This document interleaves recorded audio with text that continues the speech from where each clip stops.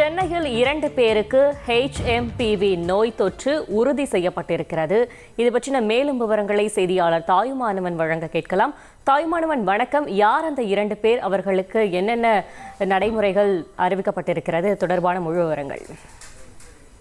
சீனாவில் வேகமாக பரவி வரக்கூடிய HMPV வைரஸ் பாதிப்பு என்பது இந்தியாவிலும் ஒரு சில பகுதிகளில் கண்டறியப்பட்டிருக்கக்கூடிய ஒரு சூழல்ல சென்னையை பொறுத்த மட்டில் 2 பேருக்கு இந்த நோய் தொற்று என்பது உறுதி செய்யப்பட்டிருப்பதாக தகவல் என்பது வெளியிடப்பட்டிருக்கிறது. குறிப்பாக அந்த HMPV நோய் பாதிப்பு என்பது சென்னையில 2 குழந்தைகளுக்கு உறுதி செய்யப்பட்டிருந்த நிலையில் தற்போது குழந்தைகள் இருவருமே நலமோடு இருப்பதாக தகவல்கள் என்பது வெளியிடப்பட்டிருக்கிறது.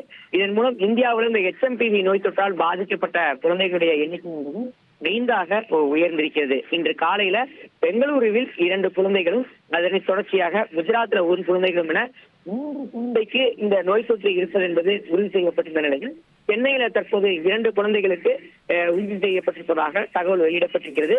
இதன் மூலம் இந்தியாவினுடைய HMPV பாதிப்பு என்பது 5ஆக உயர்ந்திருக்கிறது.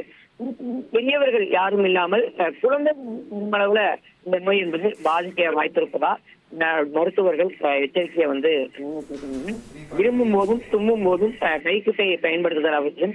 கைகளை சோப்பு கொண்டு கழுவுதல், தேவைப்பட்டால் சானிடைசரை பயன்படுத்தும், பொதுமக்கள் கூறக்கூடிய இடங்களுக்கு செல்வதை தவிர்க்க வேண்டும். அறிகுறிகளான காய்ச்சல், சளி, இருமல் ஆகியவை இருந்தால் செல்வதை தவிர்க்க வேண்டும். அதே போல் அறைகளை காற்றோட்டமாக வைத்திருத்தல் அவசியம். சரிவிகித சத்தான உணவு மற்றும் தேவையான குடிநீரை அவ்வப்போது பருகுவது அவசியம். இடங்கள்ல துப்புவதை தவிர்க்கவும் உள்ளிட்ட பல்வேறு வழிகாட்டுதல்கள் கொரோனா போன்றே இந்த நோய் தொற்று வேகமாக இருப்பதாக மருத்துவர்கள் எச்சரிக்கை முன்வைத்திருக்கிறாங்க. காற்றிலேயே பரவக்கூடிய தன்மை இருப்பதாகவும் இந்த மருத்துவர்கள் கூறி வருவதையும் பார்க்க முடியுது. பொதுவான அறிகுறிகளாக காய்ச்சல், சளி, இருமல் உள்ளிட்டவை இருந்தால் தாமதமாக முன் வந்து மருந்துகளை எடுக்காமல் உடனடியாக மருத்துவரை அணுகுவதும் அவசியம் என இந்தியாவை பொறுத்த மட்டும் குழந்தைகளுக்கு தான் இந்த வகை பாதிப்பு என்பது அதிகரித்திருக்கிறது. குறிப்பா 5 பேர் இது வரைக்கும் பாதிக்கப்பட்டிருக்கக்கூடிய ஒரு சூழல்ல பெற்றோர்கள் குழந்தைகளை கையாளும் போதும் குழந்தைகளை பார்த்துக் கொள்வதும் போதும் கவனமாக கையாள வேண்டும் எனவும் மருத்துவர்கள் எச்சரிக்கை விடுத்திருக்கிறார்கள். தகவல்களுக்கு நன்றி தாயுமானவன்.